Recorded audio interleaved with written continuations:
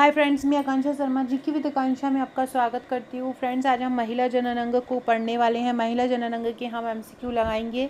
महिला जनन अंग हुआ या प्रजनन अंग हुआ, उससे संबंधित ये प्रश्न रहेंगे। बहुत ही महत्वपूर्ण प्रश्न है और इस प्रकार के प्रश्न सुपरवाइजर में पूछे जाते हैं, तो इसलिए मैं ये करा रही हूँ। जो वैसे ज़्यादा डीपली हमें नहीं पढ़ना चाहिए इन अंगों के बारे में, क्योंकि हम कोई महिला अंगों पर कोई शोध नहीं कर रहे हैं, या जैसे कि हम एमबीबीएस नहीं कर रहे हैं, या हम कोई नर्सिंग का कोर्स नहीं कर रहे हैं। हम नॉर्मली का सुपरवाइज़र की तैयारी करें तो हमें बेसिक नॉलेज पता होना चाहिए। बट ये जो चीज़ है कि महिला का जो प्रजनन अंग होते हैं, ये कहीं ना कहीं गर्भावस्था से जुड़ा हुआ है। तो इसलिए हमें कहाँ पे कौन सा अंग कहाँ पे होता है, किस अंग का क्या काम होता है, एक नॉर्मली ये बेसिक नॉलेज होना चाहिए। बाकी बहुत ज़्यादा डीपली हमको नहीं जाना है कि जो डीपली क्वेश्चन जो करवा रहे हैं और जो पूछे जा रहे हैं, और जो पूछे तो नहीं जाते, और जो पूछे जाते हैं ना, वो वहाँ पूछे जाते हैं कि जैसे कि कोई नीट की तैयारी कर रहा है, कोई एमबीबीएस की तैयारी कर रहा है, या कोई क्या बोलते हैं अपना नर्सिंग की तैयारी कर रहा है। तो वहाँ पर तैयारी में ये सारा इन अंगों का डीपली स्टडी ज़रूरी है। बट अभी अपन को बेसिक जानकारी ज़रूरी है। हमारी ए सीरीज़ का ये 16वां भाग है। इसके पहले टॉपिक वाइज में 15 वीडियो करा चुकी हूँ, नहीं देखिए। Topic wise MCQ, topic wise theory ए सीरीज़ में रहता है। बाकी केवल ऑब्जेक्टिव हम एमसीक्यू जो मॉडल प्रैक्टिस सेट करते हैं उसके लिए एक अलग कोर्स बनाया है। कल ही मैंने उसका एक वीडियो कराया था। इसके अलावा एक 11,001 प्रश्नों का प्रश्न बैंक भी हमारे चैनल पर चल रहा है। एक योजनाओं वाला टॉपिक भी चल रहा है। सारे वीडियोस आपको निःशुल्क प्लेलिस्ट में मिल जाएंगे, तो आप वहां से ज्वाइन कर सकते हैं, पुराने वीडियो देख सकते हैं, और आने वाले वीडियो के लिए चैनल को सब्सक्राइब कर लीजिएगा, तो आने वाले वीडियो भी मिल जाएंगे। तो चलिए स्टार्ट। सबसे पहले हम एक चित्र द्वारा एक बेसिक चीज़ पढ़ लेते हैं कि होता क्या है। चित्र से क्या होगा कि आने वाले जो क्वेश्चन है वो आपको समझ में आ जाएगा। ये जो पूरी रचना है, इसको जो पूरा ये जो मादा जननांग है, इसको अगर बोला जाए तो इसको बलवा बोला जाता है। जनरली लोग इसको योनि या वजाइना बोलते हैं, लेकिन योनि या वजाइना पार्ट तो इतना सा होता है जहाँ पे जो बच्चा जो होता है, जहाँ से निकल के आता है, वो जो पार्ट होता है वो वजाइना कहलाता है। लेकिन नॉर्मली जनरली जो शब्द होते हैं, चिकित्सीय शब्द होते हैं, इस पूरे ही भाग को वजाइना बोल देते हैं। पूरा भाग वजाइना नहीं होता है। इस पूरे भाग को अगर कुछ बोलेंगे तो इसको बोलेंगे वल्वा। याद रखना, मादा जननांग अंग क्या कहलाता है, ये आपसे पूछ सकते हैं इनमें से क्या मादा जननांग अंग है। तो जो बलवा होता है वो क्या होता है, मादा जननांग अंग होता है। मादा जनन अंग को क्या बोलते हैं, बलवा। पूरा औसत इन सबको मिला के, जिसमें फेलोपियन ट्यूब भी आ जाएगा, ओवेरी भी आ जाएगा, यूटेरस भी आ जाएगा, सर्विक्स भी आ जाएगा, है ना, मायोमेट्रियम भी आ जाएगा, एंडोमेट्रियम भी आ जाएगा, आपका लेविया, मेजोरा, मेनोरा, ये सारा कुछ आ जाएगा। ये जो पूरा का पूरा मिला के क्या कहलाता है, वल्वा। वल्वा यहाँ पे लिखा नहीं है, इसलिए मैंने आपको बता दिया कि इन सब का जो मिक्सचर है, जिसमें वजाइना भी शामिल होता है, इन सबको टोटल, इन ये जितने भी पार्ट लिखे हैं इनको मिला के क्या बोला जाता है, इन सबको मिला के वल्वा बोला जाता है। अब देखिए, ये पूरी की पूरी ओवेरी है आपके पास, आपकी महिला की। ये जो यहाँ पे ये जो दो नलिकाएं आपको दिख रही हैं, एक ये गई है और एक ये नलिका दिख रही है, ये दोनों नलिकाओं को बोलते हैं फेलोपियन ट्यूब। यही फेलोपियन ट्यूब, यही जो फेलोपियन ट्यूब है, यही क्या काम करती है, यही अंडाशय को यूटेरस तक ले जाती है। फेलोपियन ट्यूब ही क्या करती है, जो अंडाशय होता है उसको यूटेरस तक ले जाती है। ये जो देखिए, ये फेलोपियन ट्यूब है, ये अंडाशय है, ये आपका अंडाशय है, और ये क्या हो गया, यूटेरस। ये जो बीच वाला भाग है ये क्या हो गया, यूटेरस।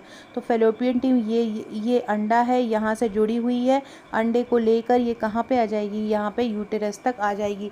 तो फेलोपियन ट्यूब का काम क्या होता है, फेलोपियन ट्यूब दोनों ओर होती हैं, और दोनों ओर ही ये ओवेरी होती है।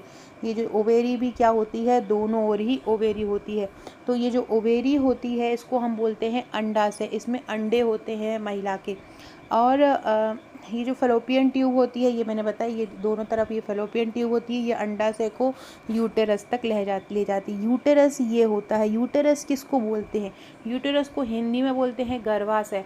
गर्भाशय जहाँ पर महिला का बच्चा गर्भ में रहता है ना, पूरा 9 महीने, यही वो हिस्सा है जहाँ पर बच्चा रहता है।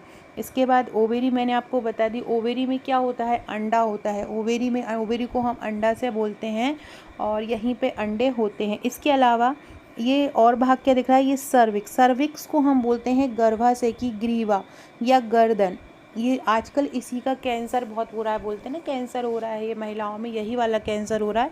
ये जो पतली सी ये जो नली दिख रही है छोटी सी, इसको बोलते हैं हम सर्विक्स, या इसको क्या बोलते हैं, ग्रीवा बोलते हैं। गर्भाशय की ग्रीवा होती है सर्विक्स। क्या होती है सर्विक्स?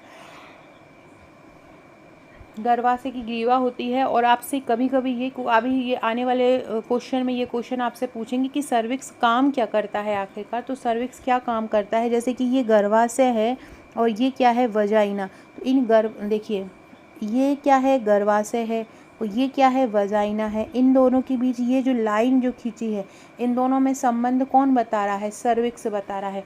तो ये जो सर्विक्स होता है वो गर्भाशय और वजाइना में संबंध बताता है। याद रखना, गर्भाशय में प्लस और किस में, वजाइना में। गर्भाशय और वजाइना में संबंध कौन बताता है, गर्भस्थ वजाइना में जो संबंध बनाता है वो कौन बताता है, सर्विक्स बनाता है। सर्विक्स को क्या बोलते हैं, गर्भाशय की ग्रीवा बोलते हैं ना। इसके बाद ये जो पार्ट है जो बाहर वाला, इसको हम क्या बोलते हैं, वजाइना। इसको योनि भी बोलते हैं, जहाँ से बच्चे का जन्म होता है। ये केवल बच्चे को जन्म देने का काम करती है जो वजाइना है। इसके अलावा ये दो पार्ट होते हैं, एक बाहर का होता है और एक अंदर का होता है। बाहर वाले जो पार्ट है, जो बाहर वाला जो पार्ट है उसको बोलते हैं हम एंडोमेट्रियम, और जो अंदर वाला पार्ट है उसको मायोमेट्रियम बोलते हैं। तो इस प्रकार से मैंने ये पूरा का पूरा स्ट्रक्चर आपको समझा दिया। आने वाले जो क्वेश्चन होंगे उसमें आपको समझ में आएगा। याद रखो, सबसे ऊपर क्या होती है, फलोपियन ट्यूब होती है। वो फलोपियन ट्यूब से जुड़े हुए क्या होते हैं, दो अंडाशय होते हैं, जो ओवेरी होती है। इसके अलावा उसके नीचे क्या होता है, यूटेरस होता है। उसके नीचे क्या होता है, सर्विक्स होती है। और नीचे सबसे नीचे क्या होती है, विजाइना। अभी और भी पार्ट होते हैं, इतना सा नहीं होता है मादा जनन, इसमें और भी पार्ट होते हैं, जैसे लेविया होता है, यूरेथ्रा होता है ना, ये भी पार्ट। किल्टोरिस होता है। किल्टोरिस किल्टोरिस जो होता है ये इस प्रकार की रचना होती है। इधर पे एक मटर के दाने जैसी एक रचना होती है। वो क्या करती है कि जब भी मेल और फीमेल संभोग करते हैं तो जो उत्तेजित करती है महिला को, एक सुखद एहसास दिलाता है जो महिला को, वो जो चीज़ है वो उसको बोलते हैं हम किल्टोरिस। वो जो एक अंग है उसको हम बोलते हैं किल्टोरिस। याद रखना, अभी आने वाले उसमें आपको वो भी मिलेगा। ये देखिए, ये महिला की योनि है। ये महिला की योनि एक बारी देख लीजिए अच्छे से। इसमें क्या है कि जो देखिए ये योनि का ये जो इस प्रकार से एक पार्ट दिख रहा है, ये नाशपाती टाइप का जो पार्ट दिख रहा है, इसमें जो सबसे पहला वाला जो हिस्सा है, सबसे पहला, इसको हम बोलते हैं किल्टोरल हुड। क्या बोलेंगे इसको, किल्टोरल हुड। दूसरा जो हिस्सा रहेगा, दूसरा जो पार्ट रहेगा, ये जो दूसरा जो पार्ट है, किल्टोरा हट के नीचे जो पार्ट है उसको हम बोलते हैं किल्टोरिस। उसको क्या बोलेंगे, किल्टोरल हुड के जो नीचे वाला पार्ट रहेगा उसको हम बोलेंगे किल्टोरिस। क्या बोलेंगे, उसको हम किल्टोरिस बोलेंगे। इसके बाद उसके जस्ट नीचे का भाग रहेगा उसको हम बोलेंगे लेविया मिनोरा। लेविया मिनोरा क्या होता है, आंतरिक परत होती है। ये इस प्रकार की एक सिलवटें होती है। ये जो लेविया होता है ना, लेविया मतलब होता है एक प्रकार की सिलवटें। योनि में एक अलग अलग टाइप की इस प्रकार की जो सिलवटें आती हैं उसको हम क्या बोलते हैं, लेविया मिनोरा बोलते हैं। इसकी एक बाहरी परत होती है, बाहरी परत देखो एक होती है बाहरी परत, उसको लेविया मेजोरा बोलते हैं। और ये जो अंदर की परत है, देखो ये दो परत होती हैं, जो बाहर की होती है उसको बोलते हैं लेविया मेजोरा, और जो अंदर की परत होती है उसको बोलते हैं लेविया मैनोरा, है ना। याद रखना, लेविया मेजोरा और लेविया मैनोरा।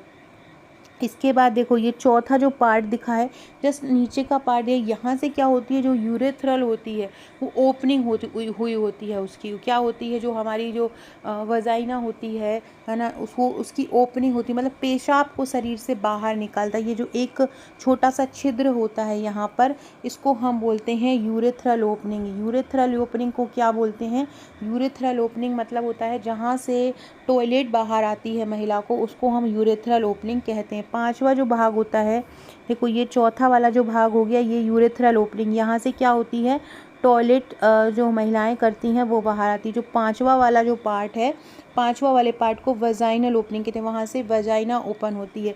पांचवा ये जो है, ये एक परत जो इसको एक आवरण प्रदान करती है उसको हम बोलते हैं पेरिनम। और ये जो नीचे का ये वाला जो भाग है, ये गुदा है, यहाँ से मल बाहर आता है। तो इस प्रकार से ये पूरा का पूरा स्ट्रक्चर मैंने आपको समझा दिया है। अब हम इसके क्वेश्चन लगाते हैं। बहुत ही शानदार क्वेश्चन है, आगे फिर भी ज़रूरत पड़ेगी तो हम फिर डायग्राम देख लेंगे। पहला क्वेश्चन है, पहला क्वेश्चन है, जो महिला जनन अंग होते हैं उसमें वजाइना का काम क्या होता है। जो महिला जनन अंग होते हैं उसमें जो वजाइना होती है, वजाइना का क्या काम होता है। अंडाणु का उत्पादन, मासिक धर्म, रक्त का मार्ग, गर्भ का विकास या हार्मोन का स्राव। तो महिला जनन अंग में वजाइना का क्या काम होता है। मैंने आपको बताया था कि वजाइना एक ऐसा है जहाँ से बच्चे का जन्म के लिए रास्ता प्रदान करती है, उसको हम वजाइना बोलते हैं। इसके अलावा वजाइना जो है, जो मासिक धर्म जो प्रारंभ होता है उसके लिए एक मार्ग प्रदान करती है, वहाँ जहाँ से मासिक धर्म प्रारंभ होता है। तो यहाँ पे वजाइना का क्या काम हो जाएगा, वजाइना का मुख्य काम क्या हो जाएगा, मासिक धर्म, रक्त का मार्ग। महिला जनन अंगों में वजाइना को और क्या बोलते हैं, योनि भी बोलते हैं वजाइना को। और ये क्या करती है, बच्चे को भी, बच्चे का जो जन्म का मार्ग है वो भी ये प्रदान करती है। और क्या बात करती है, ये मासिक धर्म में एक रक्त का मार्ग प्रदान करती है। एक और बात याद रखिए, ये जो वजाइना होती है, ये जो वजाइना होती है वो उसकी चारों तरफ है ना एक ही झिल्ली सी बनी होती है। उस झिल्ली को क्या बोलते हैं वो पूछा जाता है, उसको बोलते हैं हाइमेन।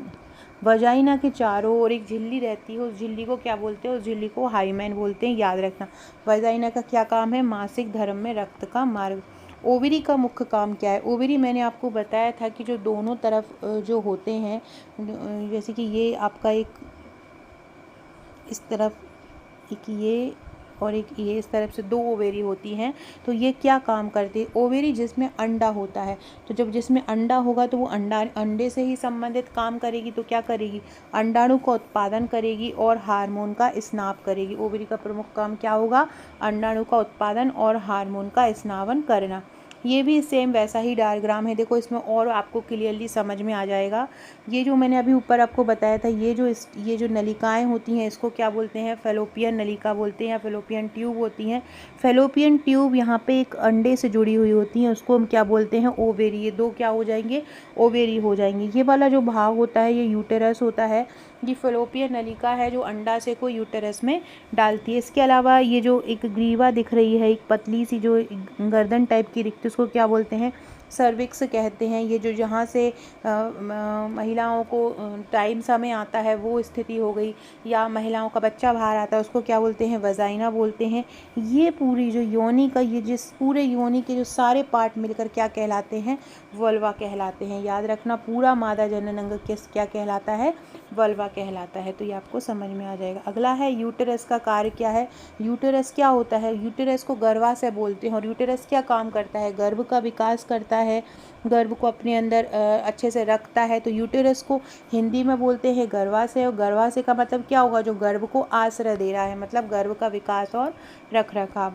अगला है महिला जनन अंग में फेलोपियन ट्यूब। अभी मैंने आपको फेलोपियन ट्यूब बता दी है कि फेलोपियन ट्यूब क्या होती है। फेलोपियन ट्यूब क्या होती है अभी मैंने आपको बता दी। तो फेलोपियन ट्यूब क्या होती है, मैंने अभी बताया कि जो अंडाणु होते हैं, फेलोपियन ट्यूब सबसे ऊपर लगी हुई होती है। और फेलोपियन ट्यूब क्या काम करती है, फेलोपियन ट्यूब अंडाशय को यूटेरस तक ले जाती है।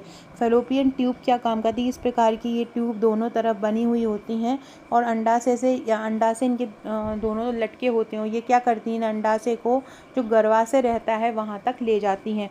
तो महिला जनन अंगों में फेलोपियन ट्यूब की भूमिका क्या है, अंडाणु को यूटेरस तक ले जाना, ये फेलोपियन ट्यूब की भूमिका है, याद रखना। ये पूरा एक बार और गर्भाशय हिंदी में समझ लो, एक बार और नहीं आया हो तो देखो, ये बीच में ये जो क्या है, ये जो ये दिख रहा है यहाँ पे बच्चा रहता है, इसको क्या बोलते हैं हम, इसको गर्भाशय बोलते हैं। ये जो है ये क्या है, ये दोनों ओर क्या है, ये फेलोपियन नलिका है। फेलोपियन नलिका से ये दोनों क्या जुड़े हुए हैं, ये अंडा से जुड़े हुए हैं दोनों ओर।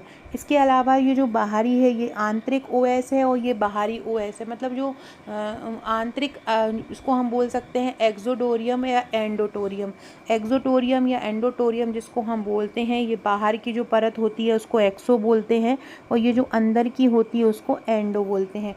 इसके अलावा ये जो पतली सी एक गर्दन टाइप दिख रही है इसको क्या बोलेंगे हम, गर्भाशय की ग्रीवा या सर्विक्स बोलेंगे। ये जो पार्ट है जहाँ से बच्चा निकलता है या जो लड़कियों को पीरियड्स आते हैं, पीरियड का रास्ता होता है, इसको क्या बोलते हैं हम, वेजाइना या योनि बोलते हैं।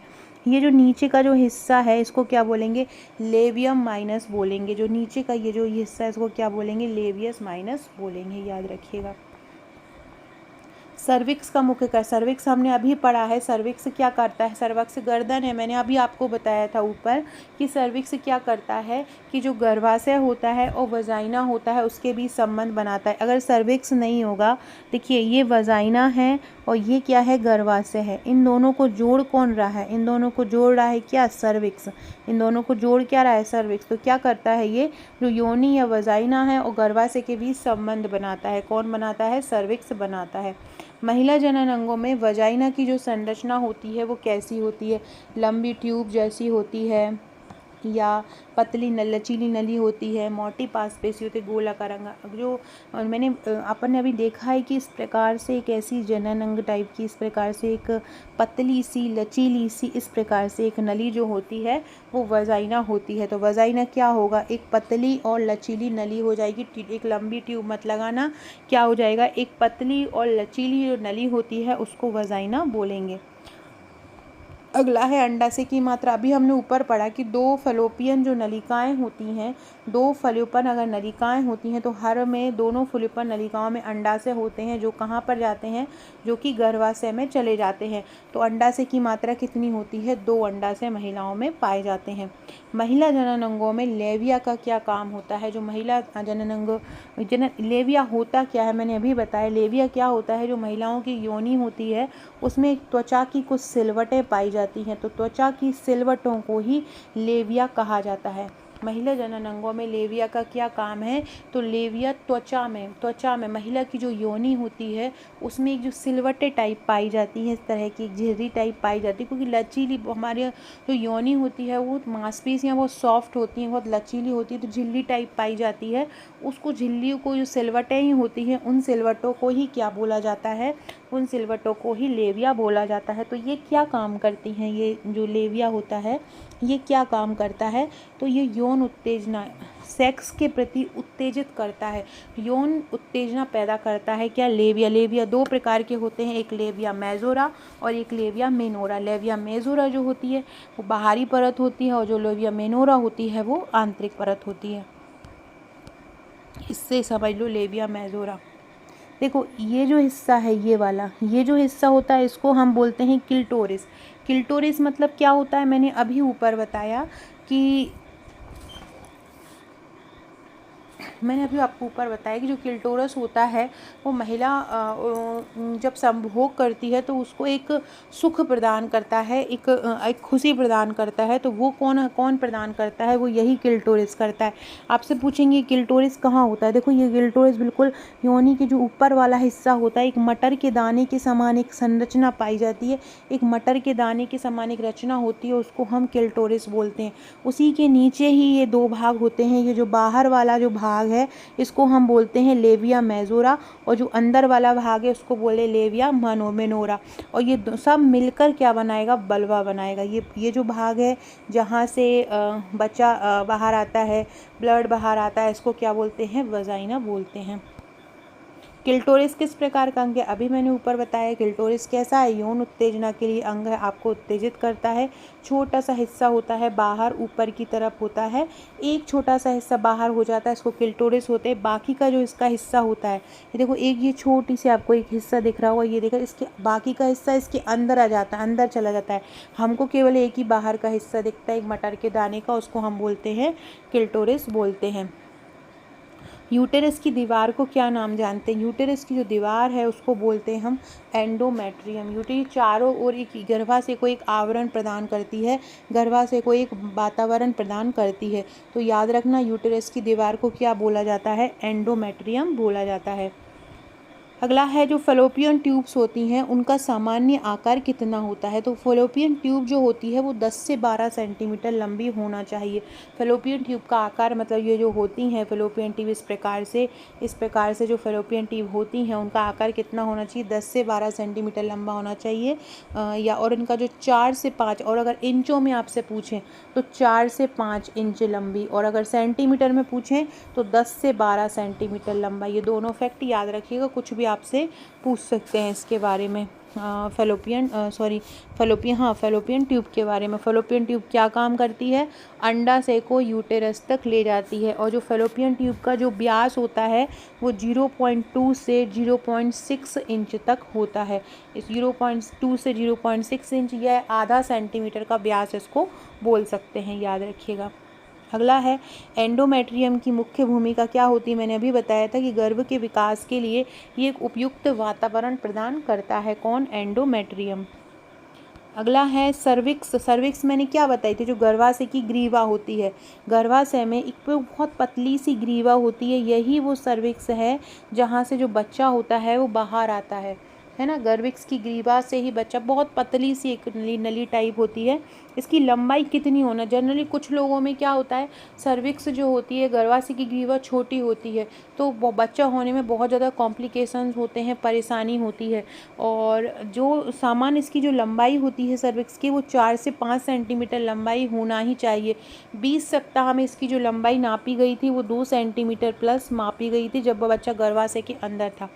तो जब बच्चा पैदा होने वाला होता है तो ये ग्रीवा जो फैल जाती है, तो इसकी कितनी सर्विक्स की सामान्य लंबाई कितनी हो जाती है? 4 से 5 सेंटीमीटर सर्विक्स की सामान्य लंबाई होती है। सर्विक्स किसको बोलते हैं? गर्भाशय की जो ग्रीवा होती है उसको ही सर्विक्स बोलते हैं। अभी मैंने बताया था आपको सर्विक्स कहाँ होती है, एक बार ये और बता देती हूँ। ये जो एक पतली सी जो नली होती है इसको हम क्या बोलते हैं? सर्विक्स या गर्भाशय की ग्रीवा बोलते हैं। कितने सेंटीमीटर लंबी होनी चाहिए? ये 4 सेंटीमीटर, 4 से 5 सेंटीमीटर लंबी होना चाहिए गर्भाशय की ग्रीवा को। अगला क्वेश्चन है महिला जनन अंगों में मासिक धर्म की अवधि। तो आप लोग ही कर दोगे कि महिला जनन अंग जो होते हैं उनमें मासिक धर्म की अवधि कितनी दिन होती है, कितने दिन तक मासिक धर्म चलता है? तो 5 से 7 दिन। महिला जनन अंगों में मासिक धर्म की अवधि कितनी रहती है? 5 से 7 दिन रहती है। फॉलिकल का मुख्य काम क्या होता है? फॉलिकल क्या काम करते हैं? फॉलिकल, देखो फॉलिकल में जो अंडाशय जो होता है वो फॉलिकल में ही रहता है। तो अंडाशय में एक तरल पदार्थ की एक छोटी थैली जिसमें एक विकसित अंडा होता है, मतलब इस प्रकार का एक फॉलिकल एक समूह होता है। इसके अंदर जो होते हैं वो अंडे होते हैं। तो फॉलिकल क्या होता है कि अंडाशय में तरल पदार्थ की एक छोटी सी थैली होती है जिसमें एक विकसित अंडा होता है। महिलाओं की जब यौवन की शुरुआत होती है तभी से ये बनने लगते हैं और लगभग यौवन की शुरुआत में 3 से 4 मिलियन अंडों का निर्माण होता है जो फॉलिकल में होता है। मासिक चक्र में इसी फॉलिकल में से ही अंडे टूटते हैं और फूटते हैं। एक परिपक्व फॉलिकल का जो व्यास होता है वो जब सफल गर्भ अवस्था के दौरान जब अंडाणु बाहर निकलता है तो जो फॉलिकल का व्यास होता है वो कितना होता है? 18 से 24 mm होता है।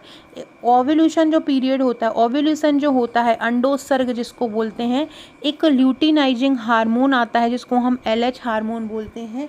ये जो LH हार्मोन होता है ये अंडे को जो फॉलिकल होता है ये अंडाणु को बाहर निकलने में मदद करता है। अंडाणु को बाहर मतलब तोड़ने के लिए प्रेरित करता है ल्यूटिनाइजिंग हार्मोन की अंडा जो है वो अपने बिल से बाहर आए, फॉलिकल से बाहर आए अंडा। तो ये कौन प्रेरित करता है?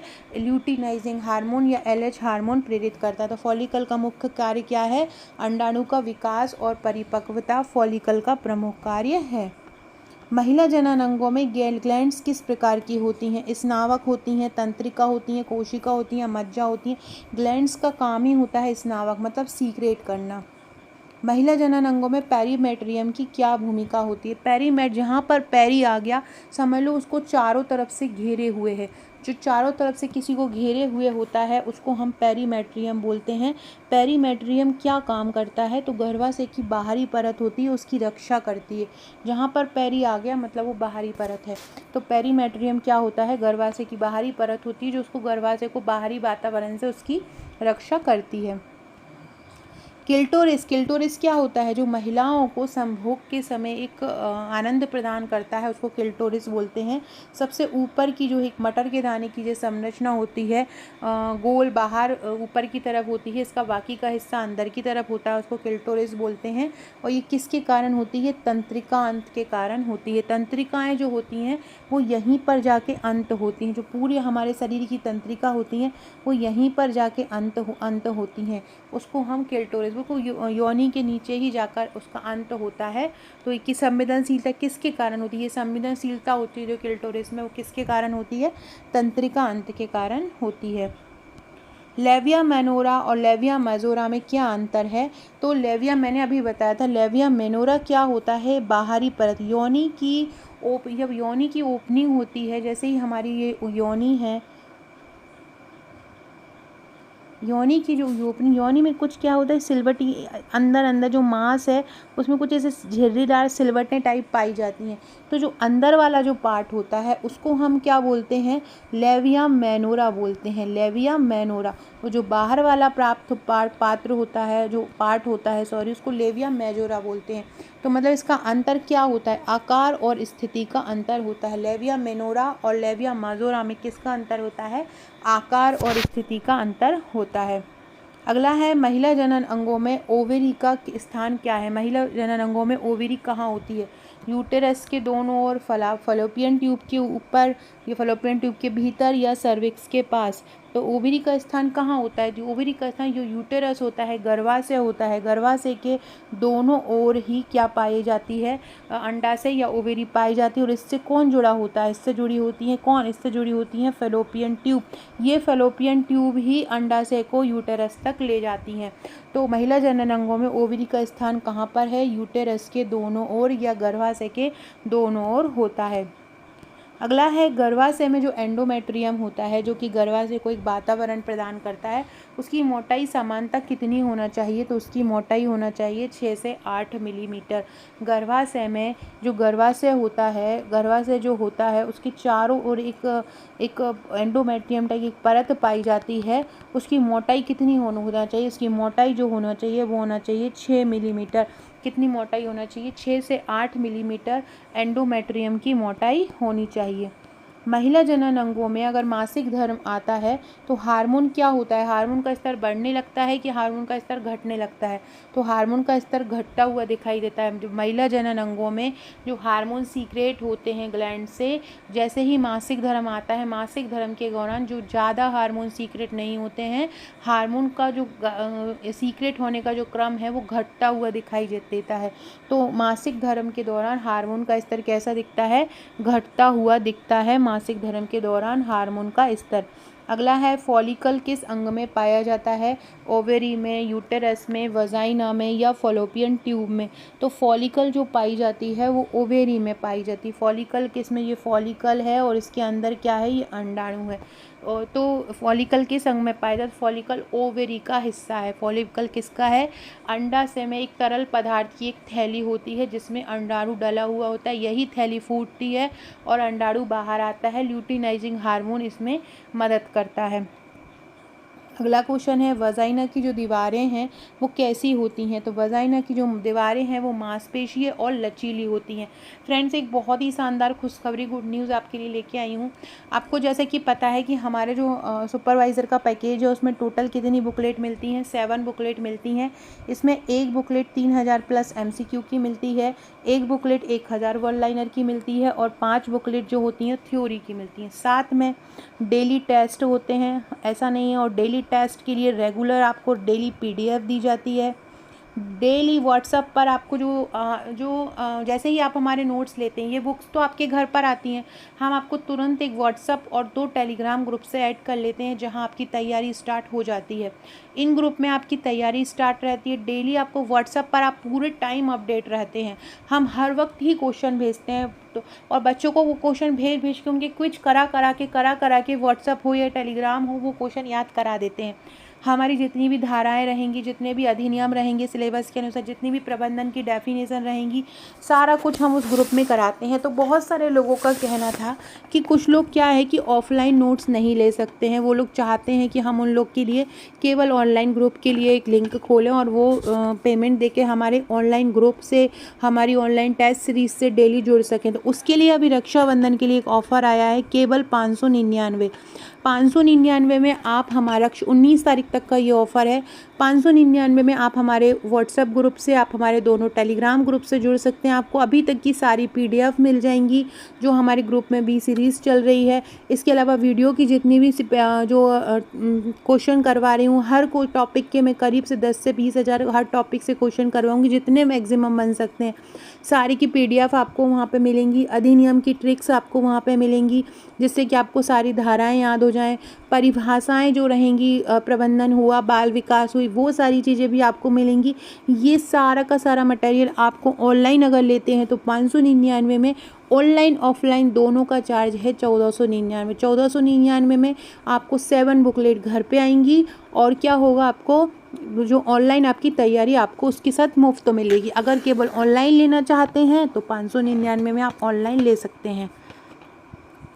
फ्रेंड देखिए, ये हमारी पूरी बुकलेट हैं, ये पूरी की पूरी 7 बुकलेट हैं एक साथ में। ये वो 3000 MCQ का एक प्रैक्टिस सेट भी है। ये टोटल 7 बुकलेट आपको मिलेंगी, जिसमें सारा का सारा सिलेबस के अनुसार सारे टॉपिक कवर हैं।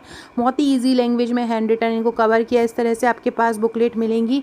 अभी जो हमारा जो चल रहा है रक्षाबंधन का जो ऑफर चल रहा है, इसमें हार्ड कॉपी तो टोटल 1499 में आपको मिलेंगी, जिसमें आपको 7 बुकलेट आपके घर पर पहुँचेंगी, और साथ में आपको ऑनलाइन तैयारी, daily test series, daily PDF मिलेगी। लेकिन अगर आप बुक्स नहीं चाहते हैं कि आपको हार्ड कॉपी आपके घर पे मिले, तो आप हमारा 599 वाला पैकेज ले सकते हैं, जिसमें आपको डेली PDF मिलेगी, डेली टेस्ट मिलेंगे, व्हाट्सएप पर 24 घंटे तैयारी, यूट्यूब की PDF। इसके अलावा हमारा एक 11,000 एक प्रश्नों का प्रश्न बैंक मिल रहा है, वो भी आपको इसमें फ्री उपलब्ध होगा। हर टॉपिक से 5 से 10,000 प्रश्न कराए जाएंगे। अधिनियम, धारा, प्रबंधन, बाल विकास सारा ट्रिक द्वारा याद कराया जाएगा।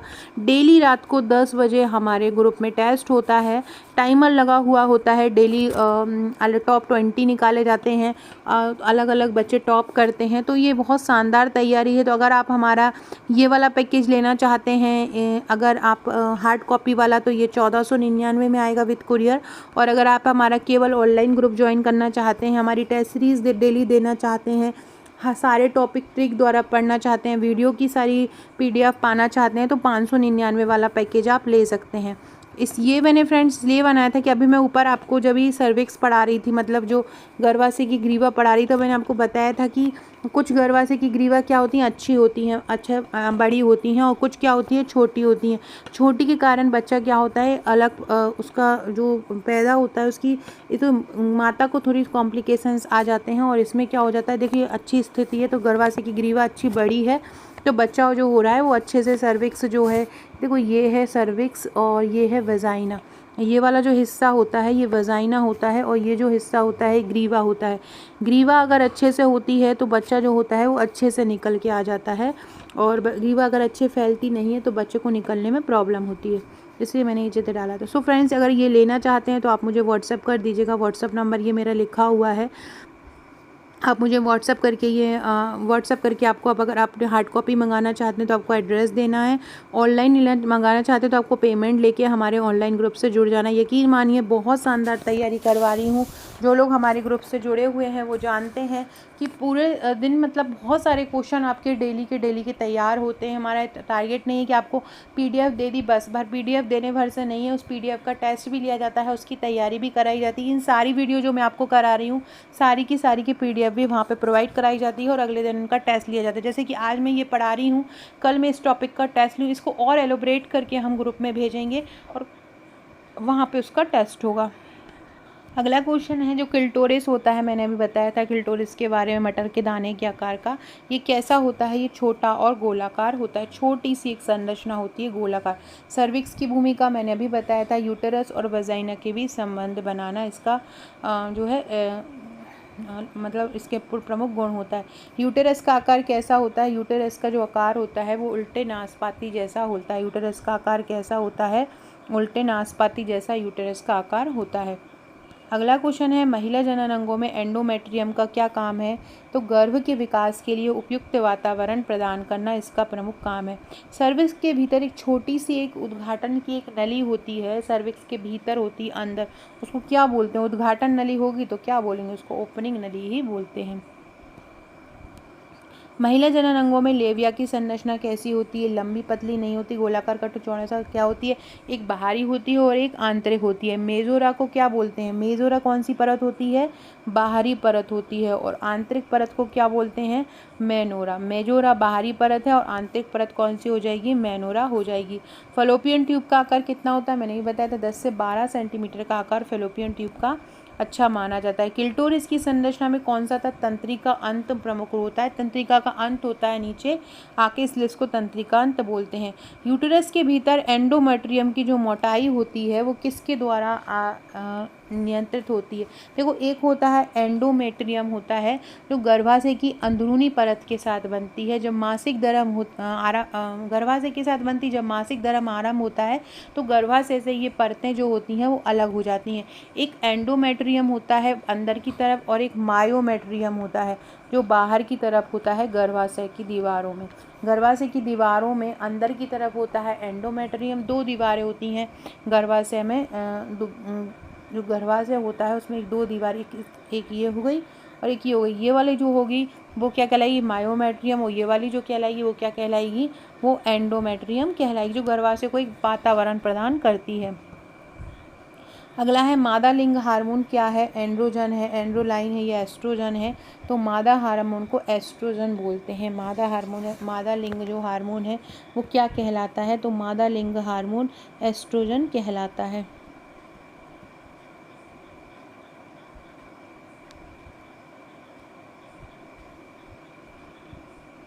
अगला क्वेश्चन है एंडोमेट्रियम की वृद्धि और कमी किस प्रकार के देखो, एंडोमेट्रियम मैंने अभी बताया कि जो एंडोमेट्रियम होता है वो गर्भाशय की अंदरूनी परत के साथ बनता है।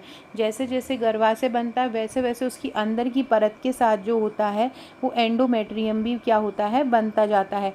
अब एंडोमेट्रियम बनता है जब मासिक धर्म होता है तो ये जो परतें होती हैं वो क्या होती हैं? ऐसे अलग हो जाती हैं। मासिक धर्म के समय परतें क्या होती हैं? अलग हो जाती हैं। तो एंडोमेट्रियम क्या होता है? जो बड़ा हुआ होता है वो क्या हो जाता है? पतला हो जाता है, क्योंकि उसकी परतें जो हो जाती हैं वो अलग हो जाती हैं। तो वो किसके कारण होती हैं? मासिक धर्म चक्र के अनुसार। तो एंडोमेट्रियम की वृद्धि और कमी किसके अनुसार होती है? मासिक धर्म चक्र के अनुसार होती है। अगला क्वेश्चन है वजाइना की जो लंबाई होती है वो कितनी होती है? वजाइना की लंबाई 8 से 10 सेंटीमीटर होती है। वजाइना जो होता है इस प्रकार नीचे जो जहाँ से बच्चा निकलता है, महिलाओं का जो टाइम आता है वो इधर ही से आता है। कितनी होना चाहिए? लंबाई 8 से 10 सेंटीमीटर होना चाहिए। ओवेरी का कार्य कौन से हार्मोन का स्नावन करना है? ओवेरी एस्ट्रोजन और प्रोजेस्टेरोन, या ओवेरी को अंडा से भी बोलते हैं, और ये एस्ट्रोजन और प्रोजेस्टेरोन दोनों हार्मोन का स्नावन करती है। किसका? एस्ट्रोजन का भी करती है और प्रोजेस्टेरोन का भी करती है। अगला क्वेश्चन है लेविया का किस कारण से स्वास्थ्य पर प्रभाव पड़ सकता है? क्या ऐसा कारण होता है कि लेविया का स्वास्थ्य पर प्रभाव पड़ जाएगा? संक्रमण हो जाएगा, हार्मोनल हो जाएगा, चोट? तो ये सभी उपरोक्त सभी कारण जो हैं वो लेविया के स्वास्थ्य पर प्रभाव डाल सकते हैं। महिला जनन अंगों में फॉलोपियन ट्यूब की कार्य क्षमता में क्या बाधित होता है? क्या बाधित कर सकता है? हार्मोनल असंतुलन फॉलोपियन ट्यूब में कोई बाधा नहीं करता है, न आहार की कमी न सार। लेकिन अगर कोई इन्फेक्शन हो जाता है तो वो फॉलोपियन ट्यूब की कार्य क्षमता को बाधा प्रदान कर सकता है। अगला क्वेश्चन है मोरूला एक भ्रूण विकासात्मक चरण है जो किसके बीच बनता है? मोरूला भ्रूण जब बनता है, जब भ्रूण का विकास होता है तो उसके बीच में ही, भ्रूण के बनने में ही मोरूला का निर्माण होता है। तो ये किस किस के बीच बनता है? तो ये युग्मनज और ब्लास्टोसिस्ट के बीच बनता है। मोरूला किसके बीच बनता है? युग्मनज और ब्लास्टोसिस्ट के बीच मोरूला बनता है। मोरूला क्या है? भ्रूण का, जैसे जैसे भ्रूण का जो अलग अलग चरण होते हैं, हम भ्रूण के जितने भी विचरण होंगे उसके भी एमसीक्यू करेंगे। भ्रूण के जितने भी विकास के चरण होंगे उसके भी एमसीक्यू करेंगे। फ्रेंड, डिस्क्रिप्शन बॉक्स में आपको मेरे WhatsApp, Telegram, Facebook, Twitter, Insta का लिंक मिल जाएगा। अगर अभी तक आपने ज्वाइन नहीं किया है तो ज्वाइन ज़रूर कर लीजिएगा। वहाँ से आपको महत्वपूर्ण क्वेश्चन, महत्वपूर्ण अपडेट सारा कुछ मिलता रहेगा, तो ज्वाइन कर लीजिएगा। साथ में अगर आपने हमारे इंस्टाग्राम को फॉलो नहीं किया है, आकांक्षा 1957 मेरी इंस्टाग्राम आईडी है, तो आप मुझे इंस्टाग्राम पर भी फॉलो कर लीजिएगा। अगर आपको मेरे वीडियोस पसंद आते हैं तो वीडियो को लाइक, शेयर और सब्सक्राइब ज़रूर कीजिएगा और कमेंट भी कीजिएगा। अगला है महिलाओं में यौवन की शुरुआत के लिए कौन सा हार्मोन उत्तरदायी रहता है? देखो, यौवन की शुरुआत के लिए पूछ रहे हैं, जब यौवन आने वाला होता है तो ऐसा कौन सा हार्मोन रहता है तो यौवन की शुरुआत के लिए जिम्मेदार रहता है। एक हार्मोन आता है फॉलिकल स्टिमुलेटिंग हार्मोन, जिसको क्या बोलते हैं, जिसको पुटक उद्दीपक हार्मोन भी बोलते हैं, या इसको और क्या बोला जाता है, इसको फॉलिकल स्टिमुलेटिंग हार्मोन भी बोला जाता है। फॉलिकल स्टिमुलेटिंग हार्मोन भी इसको बोला जाता है, या एफएसएच इंग्लिश में क्या बोला जाता है, इस एफएसएच। ये महिलाओं में यौवन की शुरुआत के लिए जिम्मेदार होता है। याद रखना, महिलाओं में यौवन की शुरुआत के लिए कौन सा हार्मोन उत्तरदायी होता है, तो एफएसएच होता है। एफएसएच को और क्या बोलते हैं, फॉलिकल स्टिमुलेटिंग हार्मोन या पुटक उद्दीपक हार्मोन भी बोला जाता है। याद रखिएगा। महिला जनन अंगों में फैलोपियन ट्यूब का क्या काम होता है, ये अंडाणु को यूटेरस तक पहुंचाती हैं। वजाइना के भीतर जो तरल स्नाव होता है वो किस कारण से होता है, हार्मोनल परिवर्तन होते रहते हैं, जिसके कारण वजाइना के अंदर एक तरल स्नाव होता है। क्यों होता है, एक तरल अलार्म होता है, एक तरल स्नाव होता है, जिसके कारण क्या होता है, क्यों होता है ये वजाइना में एक तरल स्नाव, क्योंकि महिलाओं में क्या होता है, हार्मोनल चेंजेस होते रहते हैं, जिसके कारण ये तरल स्नाव होता है। अगला है, महिला जनन अंगों में ओवेरी की भूमिका क्या है। महिला जनन अंगों में ओवेरी की क्या भूमिका होती है, तो अंडाणु का उत्पादन करना और हार्मोन का स्नावन करना, हार्मोन को सीक्रेट करना। तो महिला जनन अंगों में ओवेरी की भूमिका क्या है, ओवेरी अंडाणु का उत्पादन करती है और हार्मोन का स्नावन करती है। तो लेविया होती है, लेविया मैंने आपको बताया था, जो जो एक पार्ट होता है इसका, जो बाहर वाला अंग, और ये बाहर वाला लेविया मेजोरा कहलाता है, और जो अंदर वाला जो अंग है वो लेविया मैनोरा कहलाता है। तो लेविया का जो रंग होता है, सामान्यतः जो मादा की जो योनि होती है वो पिंक कलर की होती है, तो ये जो लेविया का रंग भी कैसा हो जाएगा, गुलाबी ही हो जाएगा। लेविया का रंग कैसा होगा, लेविया का रंग गुलाबी हो जाएगा। अगला क्वेश्चन है, कौन सी कोशिकाएं एक आदमी में वृषण हार्मोन का संश्लेषण और स्नावन करती हैं, मतलब एक जो मेल पर्सन होता है उसमें जो वृषण हार्मोन रहते हैं, कौन सी ऐसी कोशिकाएं होती हैं जो वृषण हार्मोन का संश्लेषण करती हैं या उसको सीक्रेट करती हैं। तो जो आदमी का जनन अंग होता है या जो मेल रहते हैं उनका जो जनन अंग होता है, उनमें एक लैंडिंग कोशिकाएं पाई जाती हैं, इसको लैंडिंग कोशिकाएं बोलते हैं, लैंडिंग सेल्स बोलते हैं। ये जो होती हैं ये एंड्रोजन का संश्लेषण करती हैं या वृषण हार्मोन का स्नावन करती हैं। ये पिता बनने के लिए भी एक जिम्मेदार जो हार्मोन होता है। तो याद रखिएगा, आदमी में वृषण हार्मोन का संश्लेषण और स्नावन कौन करता है, लैंडिंग कोशिकाएं करती हैं।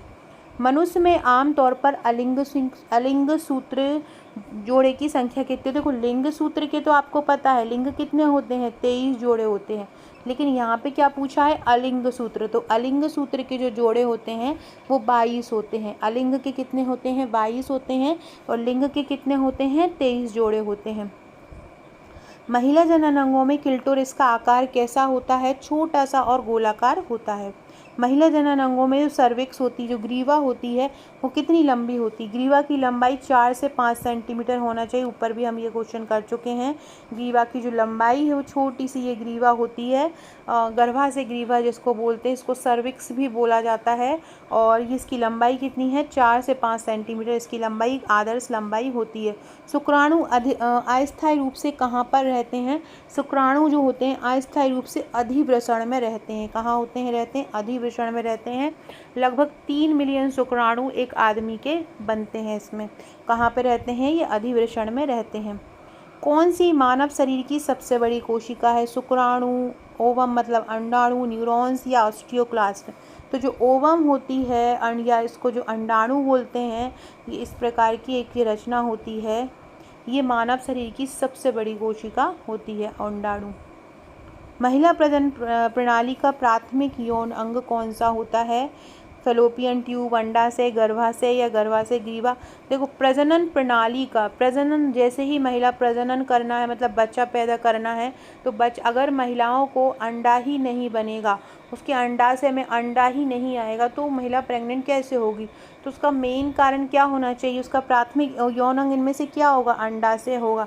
जब अंडाशय होगा तभी तो वो फेलोपियन ट्यूब द्वारा कहाँ तक जाएगा, गर्भाशय तक जाएगा, है ना। तो मैंने बताया था फेलोपियन ट्यूब क्या करता है, फेलोपियन ट्यूब अंडाशय से अंडे को लेगा और कहाँ किसको देगा, गर्भाशय को देगा। याद रखना, गर्भाशय ग्रीवा को क्या बोलते हैं, सर्विक्स बोलते हैं। कितनी लंबाई होती है इसकी, 4 से 5 सेंटीमीटर होती है। क्या करता है ये, गर्भाशय और वजाइना के बीच क्या करता है, संबंध बताता है।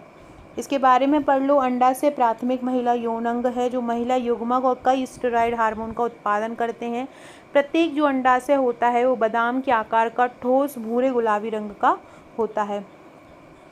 अंडाशय डैश द्वारा निलंबित होते हैं। अंडाशय किसके द्वारा निलंबित होते हैं, फैलोपियन ट्यूब के द्वारा, डिंब ग्रंथि की दीवारें द्वारा, स्नायु बंधन के द्वारा या मेसोवेरियम के द्वारा। अब आपको ये नया नाम दिख रहा होगा। तो देखो, अंडाशय को फैलोपियन ट्यूब जो होती है वो यूटेरस या गर्भाशय तक ले जाती है, लेकिन यहाँ पे क्या बोला है, निलंबित होते हैं। कहाँ, किसके द्वारा निलंबित होते हैं, तो इसको जो होता है उसको बोलते हैं हम मेसोवेरियम। क्या बोलते हैं, मेसोवेरियम बोलते हैं। क्या होती है ये मेसोवेरियम, पढ़ लेते हैं। अंडाशय जो होता है वो हमारे निचले पेट के प्रत्येक तरफ एक एक करके स्थित होते हैं। 2 अंडाशय मादा में स्थित होते हैं। इसके किनारे के गुर्दे के पास एक मेंसेटरी द्वारा पृष्ठीय शरीर की दीवार से एक पार्ट लटका हुआ होता है जिसे मेसोवेरियम कहते हैं। यहीं पर अंडाशय निलंबित होते हैं। अंडाशय की जो सबसे बाहरी परत है वो किसकी बनी होती है, अंडाशय की जो सबसे बाहरी परत है उसको हम एंडोटेरियम भी बोलते हैं या डिंब ग्रंथि भी बोलते हैं। कहीं कहीं पे इसको जर्मिनल उपकला अंडाशय भी बोला जाता है। और ये जो होती हैं सरल घनाकार कोशिकाओं से बनी होती है। तो अंडाशय की जो सबसे बाहरी परत है वो किससे बनी होती है, सरल घनाकार कोशिकाओं से बनी हुई होती है। अगला है डिंब ग्रंथि डैश में एक सफ़ेद शरीर या कॉर्पस एल्विकेंस होता है। डिंब ग्रंथि में किस में होता है, तो डिंब ग्रंथि कॉर्टेक्स में एक सफ़ेद शरीर या कॉर्पस एल्विकेंस होता है। कहाँ पे होता है, डिंब ग्रंथि कॉर्टेक्स में होता है। एक सफ़ेद शरीर या कॉर्पस एल्विकेंस होता है। यह पतित कॉर्वस ल्यूटियम का प्रतिनिधित्व करता है। कॉर्पस ल्यूटियम जो होता है वो गर्भावस्था के दौरान प्रोजेस्टेरॉन हार्मोन और गर्भाशय के अंत में रिलैक्सिन हार्मोन प्रदान करता है। रिलैक्सिन हार्मोन क्या करता है, जब जो प्रसव अवस्था आती है तो प्रसव अवस्था में औरत को बहुत ज़्यादा दर्द होता है, तो रिलैक्सिन हार्मोन क्या करता है कि उस औरत को दर्द में रिलीफ प्रदान करता है। तो ये रिलैक्सिन हार्मोन कब निकलता है, जब ही बच्चा पैदा होता है। और जो गर्भाशय के जब गर्भावस्था होती है तो कौन सा निकलता है, प्रोजेस्टेरॉन। और गर्भाशय के अंत में कौन सा निकलता है, रिलैक्सिन हार्मोन। फैलोपियन ट्यूब को और क्या कहा जाता है, डिंब वाहिनी। फैलोपियन ट्यूब को और क्या कहा जाता है, डिंब वाहिनी भी कहा जाता है फैलोपियन ट्यूब को डिंब वाहिनी कहा जाता है। 10 से 12 सेंटीमीटर लंबी होती है। प्रत्येक अंडाशय की परिधि में गर्भाशय तक ये फैली रहती है। अंडाशय के करीब का जो हिस्सा होता है फनल के आकार का होता है, इनफॉन्डिबुलम जिसको बोलते हैं। डिंब ग्रंथि मेडुला में कई गोलाकार या अंडाकार निकाय होते हैं जिसको क्या बोलते हैं, तो डिंब ग्रंथि मेडुला में जो गोल या अंडाकार निकाय होते हैं उसको डिंब ग्रंथि रोम बोलते हैं। डिंब ग्रंथि मेडुला में जो गोल या अंडाकार निकाय होते हैं उसको क्या बोलते हैं, उसको डिंब ग्रंथि रोम बोलते हैं। इसके बारे में पढ़ लेते हैं। डिंब ग्रंथि मेडुला में कई गोल या अंडाकार पिंड होते हैं जिन्हें विकास के विभिन्न चरणों में डिंब ग्रंथि रोम कहा जाता है। प्रत्येक कूप में एक बड़ा सा अंडाणु होता है जो कूप कोशिकाओं की कई परतों से घिरा हुआ होता है। एक परिपक्व कूप की कोशिकाएं रक्त में एस्ट्रोजन का स्राव करती हैं। मनुष्य में निषेचन का स्थान कौन सा होता है, गर्भाशय, अंडाशय, गर्भाशय ग्रीवा या फैलोपियन ट्यूब। तो मनुष्य में जो निषेचन का स्थान होता है फैलोपियन ट्यूब। यही जो फैलोपियन ट्यूब है वो जो आपने सुना होगा टेस्ट ट्यूब, बेबी वगैरह ये सब ये यहीं इसी फैलोपियन ट्यूब के द्वारा ही होता है। इसी फैलोपियन ट्यूब के द्वारा अंडाणु को पहुँचाया जाता है कहाँ तक, यूटेरस या गर्भाशय तक, गर्भाशय के पास में, गर्भाशय के अंदर। गर्भाशय के दौरान गर्भाशय की ग्रीवा का क्या उद्देश्य रहता है, तो ये जो गर्भाशय की जो दीवार है ये प्रसव के दौरान बच्चे को निकलने के लिए फैलती है। ये गर्भाशय की ग्रीवा ही है या जिसको हम बोलते हैं सर्विक्स जिसको बोलते हैं, जिसको सर्विक्स को गर्भाशय की ग्रीवा बोलती है, क्या करती है, ये जो बहुत पतली दिखती है, लेकिन जैसे जैसे बच्चा आने वाला होता है ना, तो मादा के अंदर जो फीमेल होती है, माता के अंदर इतना ज़्यादा हार्मोन सीक्रेट होने लगते हैं, ऑक्सीटोसिन हार्मोन, रिलैक्सिन हार्मोन, ये सारे हार्मोन क्या करते हैं, उसको लचीला बनाते हैं और वो फैलती जाती है, संकुचन में गर्भाशय की दीवार को मदद करते हैं। तो गर्भाशय के दौरान गर्भाशय दीवार का क्या उद्देश्य होता है, प्रसव के दौरान बच्चे को निकलने के लिए फैलता है। अगला है शुक्राणु कोशिका में एक्रोसोम का क्या काम होता है। तो जो एक्रोसोम होता है, इसमें एंजाइम होते हैं जो अंडे की बाहरी परत में प्रवेश करते हैं। क्या होते हैं, एंजाइम होते हैं जो अंडे की बाहरी परत में प्रवेश करते हैं, एक्रोसोम। एक्रोसोम क्या होता है, जो अंडे के बाहरी परत में प्रवेश करता है। अंडोत्सर्ग के बाद पीप पिंड का प्राथमिक कार्य क्या होता है।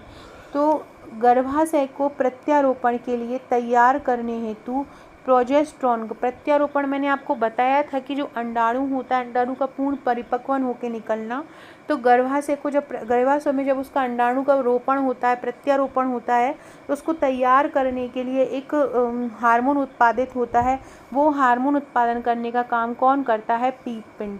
तो अंडोत्सर्ग के बाद अंडोत्सर्ग में कौन सा हार्मोन अंडोत्सर्ग को प्रेरित करता है, ल्यूटिनाइजिंग हार्मोन अंडोत्सर्ग को प्रेरित करता है। और अंडोत्सर्ग के बाद पीप पिंड का प्राथमिक कार्य क्या होता है, गर्भाशय को प्रत्यारोपण के लिए तैयार करने हेतु प्रोजेस्टेरोन का उत्पादन करना। कौन सा हार्मोन महिलाओं में एलएच या ल्यूटिनाइजिंग हार्मोन में वृद्धि के लिए जिम्मेदार है। मैंने अभी बताया था कि ल्यूटिनाइजिंग हार्मोन जो होता है वो जो अंडोत्सर्ग होता है, अंडे को बाहर निकलने के लिए प्रेरित करता है। अब ल्यूटिनाइजिंग हार्मोन में वृद्धि, जिससे ज़्यादा से ज़्यादा ल्यूटिनाइजिंग हार्मोन निकले, उसको कौन ट्रिगर करता है, तो उसको करता है जीएनआरएच हार्मोन। जीएनआरएच हार्मोन का फुल फॉर्म क्या होता है, गोनेडोट्रोपिन GnRH बोला जाता है। इसको जी से बोलते हैं गोनेडोट्रोपिन, और आर से GN हो गया गोनेडोट्रोपिन, आर से हो जाएगा रिलीजिंग, और एच से हो जाएगा हार्मोन। तो गोनेडोट्रोपिन रिलीजिंग हार्मोन इसको बोला जाता है।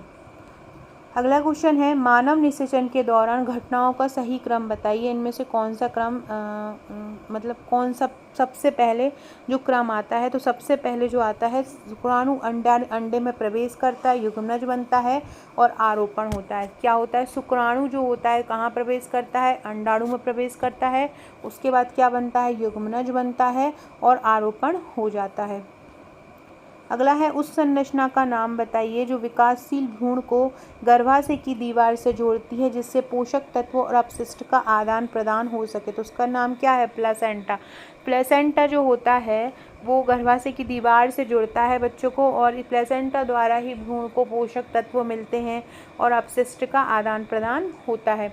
फ्रेंड्स, एक कमेंट करके आंसर दीजिएगा कि गर्भवती महिला को प्रतिदिन कितनी जिंक की आवश्यकता होती है। गर्भवती महिला को प्रतिदिन कितना जिंक चाहिए है, कमेंट करके आंसर बताइएगा। और जो लोग भी हमारे नोट्स लेना चाहते हैं वो मुझे व्हाट्सअप कीजिएगा। जो भी लोग हमारी PDF ग्रुप ऑनलाइन ग्रुप से जुड़ना चाहते हैं या हमारे हार्ड कॉपी नोट्स लेना चाहते हैं, कि सारे के सारे लोग मुझे व्हाट्सअप कीजिएगा। अगला है, महिलाओं में गर्भाशय की परत के बहाव को क्या बोलते हैं। महिलाओं में गर्भाशय की जो परत होती है, अगर वो बहने लगे तो उसको क्या बोलते हैं। अभी हमने ऊपर एक पढ़ा था एंडोमेट्रियम। जो गर्भाशय होता है, गर्भाशय जो होता है उसके चारों तरफ एक परत पाई जाती है, उसको हम बोलते हैं एंडोमेट्रियम। ये गर्भाशय की परत, जैसे ही महिलाओं में मासिक धर्म होता है ना, तो ये जो एंडोमेट्रियम की जो परत होती है वो ऐसे खुलना स्टार्ट हो जाती है, ऐसे खुल जाती है। अब जब खुल जाती है तो वही जो परत है, वही जो ब्लड आता है बाहर, वो वही परत के रूप में ही आता है। तो महिलाओं में गर्भाशय की परत के बहाव को क्या बोलेंगे, मासिक धर्म बोलेंगे। गर्भाशय की चारों ओर वो परत जमती जाती है, और अगर मासिक धर्म नहीं आता है तो वही किस रूप में बदल जाती है, वही बच्चे के रूप में बदल जाती है। तो यही एक कारण, अगर बच्चा होना होता है तो वो मासिक धर्म नहीं आता है, वो परत जो होती है वो नहीं टूटती है। अगला क्वेश्चन है, गर्भाशय के दौरान गर्भाशय की परत को बनाए रखने के लिए कौन सा हार्मोन जिम्मेदार है।